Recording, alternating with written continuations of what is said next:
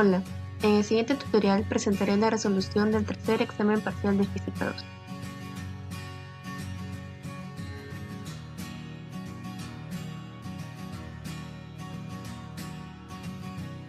Una masa de 2 kilogramos está suspendida en un plano vertical por 3 resortes, según se muestra en la figura. El bloque se desplaza 5 milímetros hacia abajo a partir de su posición de equilibrio, que está en reposo cuando t es igual a 0, determinar a. El periodo, frecuencia y velocidad angular. B. Las ecuaciones de la posición, velocidad y la aceleración de la masa en función del tiempo. C. Las gráficas de las ecuaciones de la posición, velocidad y la aceleración de la masa en función del tiempo. D. Indicar en qué tiempos ocurre la posición, velocidad y la aceleración máxima. Y E. El valor de la velocidad, la posición y la aceleración cuando el tiempo sea 5 segundos.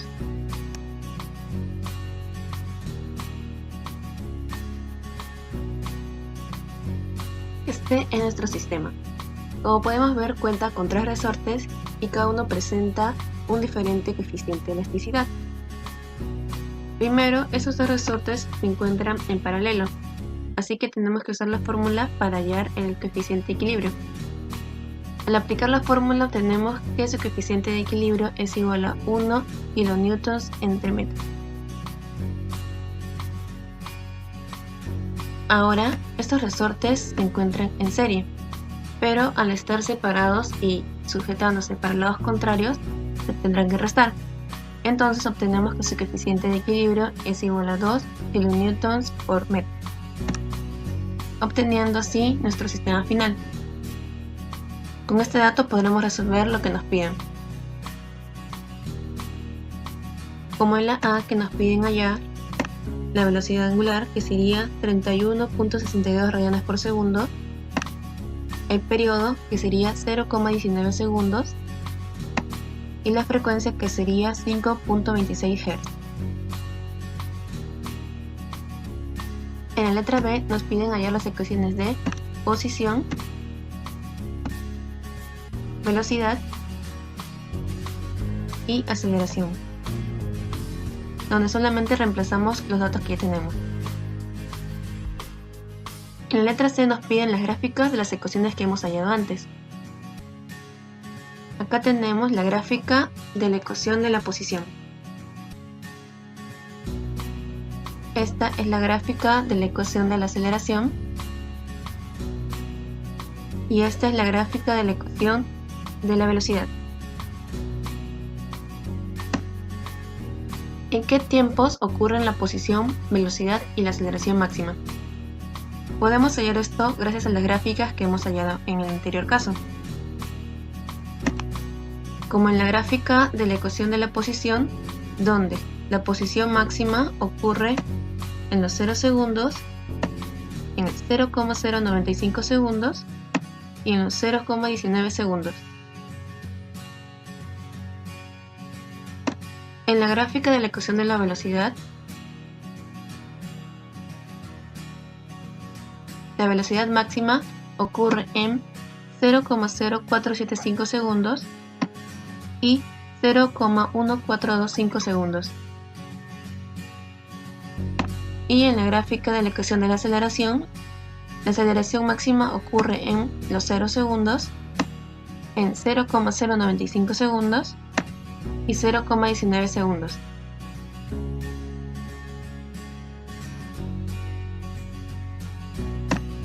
Y por último nos piden hallar el valor de la velocidad, posición y aceleración cuando el tiempo es 5 segundos.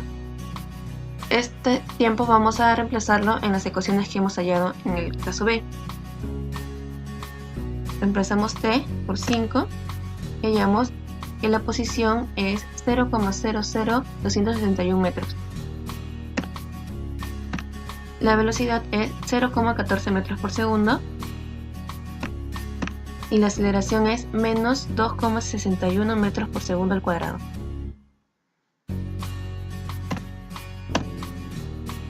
Dos. Una ambulancia A va en dirección a un hospital. Se sabe que su sirena tiene una frecuencia de 500 Hz. Justo en ese momento sale raudamente una ambulancia B del hospital y mide la frecuencia de la otra ambulancia, resultando 550 Hz. Si tenemos un móvil C con una velocidad de 30 metros por segundo con la misma dirección que la ambulancia B, y esta mide que la frecuencia de la ambulancia A y resulta 590 Hz, calcula A, la velocidad de la ambulancia A y B, B, el tiempo que se cruzan C y B si inicialmente están separados 20 kilómetros, y C, el tiempo en que A llega al hospital si A y B están inicialmente separados 20 kilómetros. Primero, sabemos que en la ambulancia A va en dirección al hospital y del hospital sale la ambulancia B.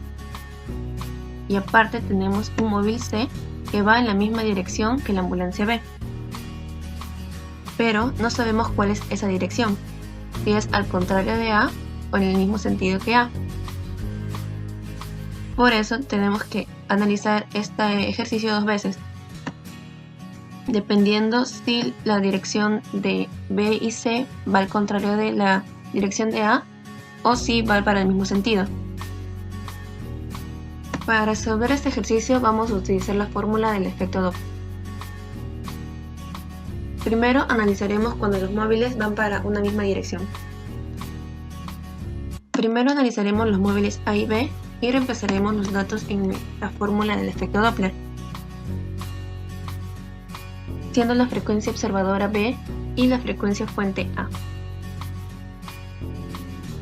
obteniendo esta fórmula. Ahora, sabemos que la velocidad del sonido es 340 metros por segundo a cierta temperatura, pero nos dan de dato que la temperatura en esta ecuación es 30 grados centígrados, así que lo reemplazaremos en la siguiente fórmula para obtener la velocidad del sonido, que sería 470,65 metros por segundo.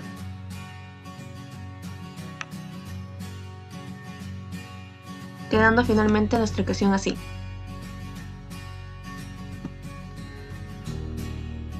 Ahora analizaremos los móviles A y C, siendo la frecuencia observadora C y la frecuencia de fuente A. Como nos dan ya la velocidad del móvil C, que es 30 metros por segundo, podemos hallar, reemplazando en la ecuación, la velocidad de A, obteniendo que la velocidad de A es 46, metros por segundo. Y esta velocidad la reemplazaremos en la primera fórmula, que sería de los móviles A y B, para hallar finalmente la velocidad en B, en cuyo caso sería menos 3,975 metros por segundo. Pero, como notamos, la velocidad en B nos sale en negativo, y eso no sería posible ya que el móvil B está saliendo del hospital. No está disminuyendo su velocidad, sino se estaría aumentando. Así que vemos que es imposible que los tres móviles vayan para la misma dirección, ya que B no puede estar disminuyendo su velocidad. Por eso analizaremos cuando B y C van a la dirección contraria del móvil A. Primero, como en el caso contrario con el móvil A y B, obteniendo una ecuación. Y con el móvil A y C, ya teniendo también la velocidad en C, podemos obtener la velocidad en A, que sería 97,22 metros por segundo. Y reemplazando esto en la fórmula que obtuvimos por los móviles A y B, obtenemos que la velocidad en B es 59,88 metros por segundo. Siendo estos dos datos los que nos piden en la letra A. En B nos piden en qué tiempo se cruzan C y B. Como están yendo en la misma dirección, vamos a usar la fórmula del tiempo de alcance del movimiento rectilíneo uniforme. Así que obtenemos que el tiempo de alcance sería 669,34 segundos. Y C nos piden el tiempo en que A llega al hospital si A y B están separados inicialmente a 20 kilómetros. Como sabemos que B sale del hospital, vamos a asumir que el hospital está a 20 kilómetros del móvil A. Así que reemplazando la fórmula de la velocidad de movimiento rectilíneo uniforme, obtenemos que el tiempo en que tarda en llegar al hospital es 205,72 segundos. Se tienen dos equipos de sonido con una potencia de 9,5 kW y 20 kW en cortos cuadrangulares del lado 10 metros y 15 metros respectivamente, y ubicados en el centro. Ambos cuartos son contiguos y aislados acústicamente, pero separados por una puerta en una pared común. Se sabe que una variación de 20 decibeles puede producir contaminación acústica. Indicar si al pasar de un cuarto a otro es posible sufrir esta contaminación. En este dibujo estamos representando los que serían el cuarto de 15 metros de lado y el cuarto de 10 metros de lado, que están juntos y contiguos. Como sabemos, las ondas de sonido se propagan de una manera circular, así que hay que tener en cuenta que el radio de ambos cuartos sería la mitad de lo que mide la pared de cada cuarto.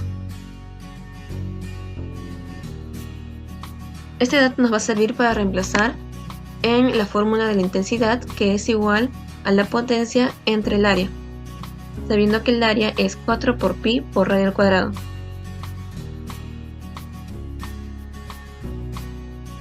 Primero, la intensidad del cuarto, que mide 10 metros de lado, sería 30.23 watts por metro al cuadrado.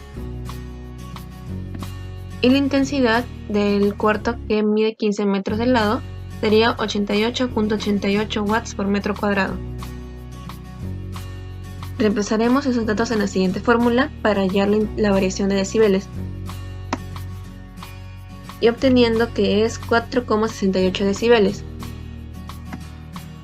Al pasar de un cuarto a otro se produce una variación de 4.68 decibeles, lo cual es menor a la variación de 20 decibeles que puede producir contaminación acústica. Por ello no es posible sufrir esto. Se tiene un tubo abierto con el cual se quiere obtener una frecuencia de 350 Hz en una atmósfera cerrada de 35 grados centígrados. Si se sabe que dicha atmósfera está compuesta de nitrógeno en un 79% y oxígeno en un 21%, y la constante diabática es 1,2, calcular la longitud en primer sobretono. En un tubo abierto se sabe mediante fórmulas la longitud de onda y la frecuencia.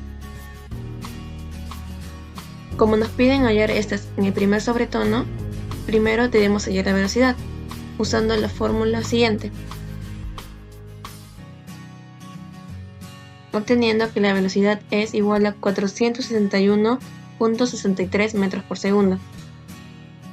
Con esto podemos hallar la frecuencia en el primer sobretono, recordando que en un tubo abierto los sobretonos siempre son números pares, así que en este caso el primer sobretono sería el número 2. Cuando reemplazamos la velocidad en la frecuencia, hallamos que la longitud es 1,32 metros. Reemplazando esto en la fórmula de la longitud de onda, obtenemos que la longitud de onda en el primer sobretono es 1,32. 5. Una muestra de un gas ideal pasa por el proceso que se muestra en la figura. De A a B el proceso es adiabático. De B a C es isobárico con 130 joules de energía entrando al sistema por calor. De C a D el proceso es isotérmico. De D a A es isobárico con 180 kJ de energía saliendo del sistema por calor. Determina la diferencia en energía interna de B y A. Para resolver este ejercicio debemos tener en cuenta la fórmula de termodinámica, que nos indica que el calor es igual al trabajo más la variación de energía interna. La primera parte nos dicen que de A a B el proceso es adiabático, entonces el calor es igual a 0. El proceso adiabático cuenta con una fórmula para el trabajo. En nuestro caso solo nos quedaremos con la primera parte, que indica que el trabajo es igual a menos la variación de la energía interna. Entonces el trabajo de A a B es igual a menos la variación de la energía interna de A a B. En la segunda parte nos dicen que de B a C el proceso es isobárico, entonces la presión es constante. El proceso isobárico también cuenta con una fórmula para el trabajo, donde nos vamos a quedar con la primera parte que indica que el trabajo es igual a la presión por la variación del volumen. Guiándonos de la gráfica, notamos que el proceso isobárico de BAC tiene una presión de 3.0 y su volumen varía de 0.090 a 0,40. Esos datos los vamos a reemplazar en nuestra ecuación del trabajo. Estos datos los vamos a reemplazar en la fórmula del trabajo, donde la presión es 3 y los vamos a multiplicar por una atmósfera y también vamos a multiplicar por la resta del volumen. Transformamos la atmósfera en pascales y obtenemos que el trabajo de BAC es 94.232,25 joules. Esto vamos a reemplazarlo en nuestra fórmula del calor, porque nos indican que de BAC hay 130 kJ de energía entrando al sistema. Entonces reemplazamos el calor, el trabajo y obtenemos la variación de la energía interna, que sería 35.767,75 joules. De CAD el proceso es isotérmico, entonces la temperatura es constante, la variación de la temperatura es igual a 0 y la variación de la energía interna es igual a 0. Pero en este caso solo vamos a usar el dato que nos indica que la variación de la energía interna es igual a 0, obteniendo que la energía interna de D menos la energía interna de C es igual a 0. Y por último, de D a A el proceso es isobárico, entonces la presión es constante. También usando la fórmula del trabajo y guiándonos de la gráfica, vamos a obtener que la presión de D a A es 1 y su volumen varía de 0,20 a 1,2. Pero también hay que tener en cuenta de que este proceso va hacia la izquierda. Reemplazamos la presión y multiplicamos por una atmósfera y por la variación del volumen. Pasamos la atmósfera a pascales y multiplicando todo esto obtenemos que el trabajo de D a A es 101.325 joules. Lo reemplazaremos en nuestra fórmula del calor y como nos dan de dato hay 180 kJ entrando al sistema, y como el proceso va de derecha a izquierda, este sería negativo, obteniendo que la variación de la energía interna es menos 281.325 joules. Nos piden hallar la variación de la energía interna de A a B. Entonces tenemos los datos de que la variación de la energía interna de D a A es igual a la energía interna de A menos la energía interna de D, y la variación de la energía interna de B a C es igual a la energía interna de C menos la energía interna de B. Vamos a sumar estas dos variaciones y acomodando nuestra fórmula vamos a obtener un dato que ya conocemos, que es la variación de energía de C a D, que sería igual a 0. Ahora también recordemos que tenemos los valores de la variación de energía de D a A y la variación de energía de B a C, así que lo reemplazaremos, obteniendo que la energía interna de A menos la energía interna de B es igual a menos 245.557,25. Pero nos piden la variación de la energía interna de A a B. Así que multiplicando por menos 1 obtenemos que esta variación de energía es igual a 245.557,25 joules.